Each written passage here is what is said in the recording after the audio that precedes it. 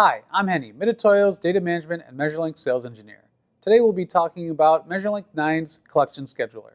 Available in MeasurLink version 9, Collection Scheduler adds to MeasurLink's already robust data collection system. If you have operators with multiple machines or jobs and need to take inspections throughout the day, Collection Scheduler allows to visualize the entire data collection schedule to keep measurements on track.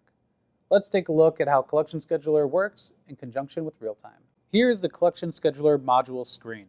As you can see, there are multiple tiles that represent different runs inside of MeasurLink. You can use a tile to represent a run for a specific machine or a specific job.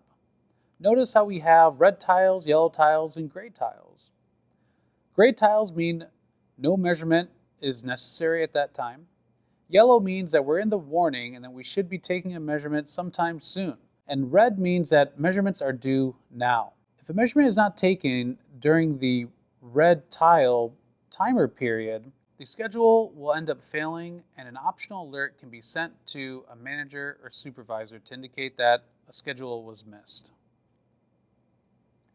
The layout can be adjusted to suit the operator's needs. Here in the left corner we have the set tile format and the display. If we want to have more or less tiles, we can go ahead and set the grid however we like.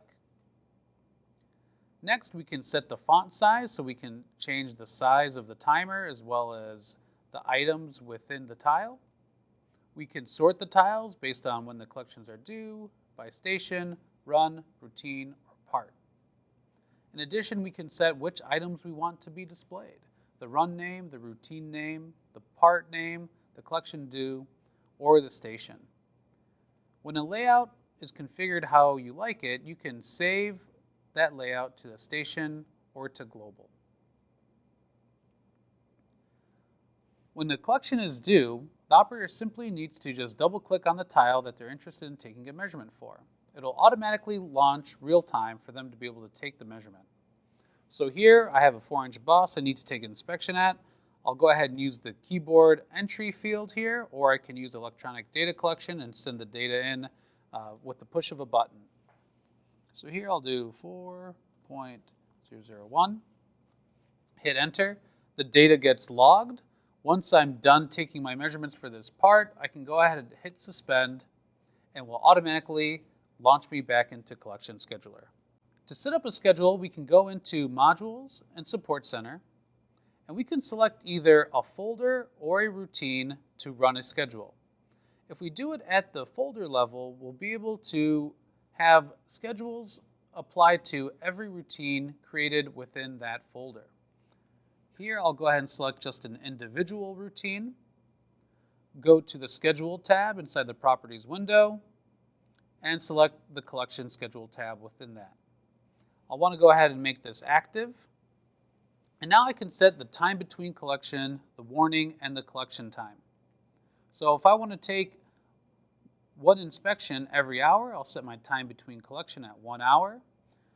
When I want the operator to know that it's a warning to take the measurement, I can set that at 5 minutes.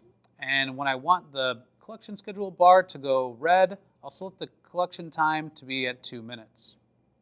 I can also set the active days of the week at the start and end time the schedule should be running. So I have 8 a.m. to 5 p.m. in here. I can go ahead and add each day of the week by selecting the day. And I can configure each day of the week differently. Maybe I run 2 shifts during the week and 1 shift during the weekend, or whatever the case is, and I can set up my schedules accordingly. When those schedules don't get taken, we can set up email alerts so operators and supervisors can know that the schedules were missed.